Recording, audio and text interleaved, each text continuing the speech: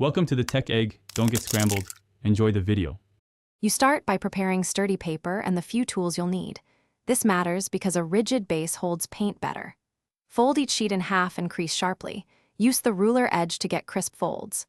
Once done, stack 4-6 folded sheets together so pages align. They become your mini sketchbook. Make sure to trim any uneven edges now, because later assembly needs accurate alignment for binding and a clean final kit appearance. You bind the booklet by sewing or stapling along the center crease.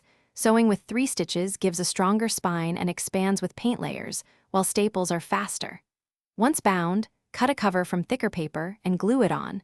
This protects pages from moisture. Make a simple palette by folding cardstock into a shallow tray or gluing bottle caps inside a small box.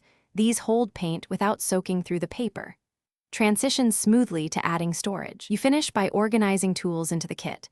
Tuck a small brush under the elastic, place the palette and water container securely, and add a sponge for blotting. Seal everything in a lightweight box or folder so the kit is portable.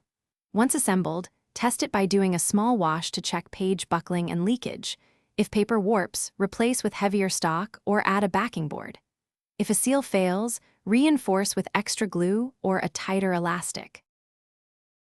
Thanks for watching. Consider subscribing if I helped unscramble your problems.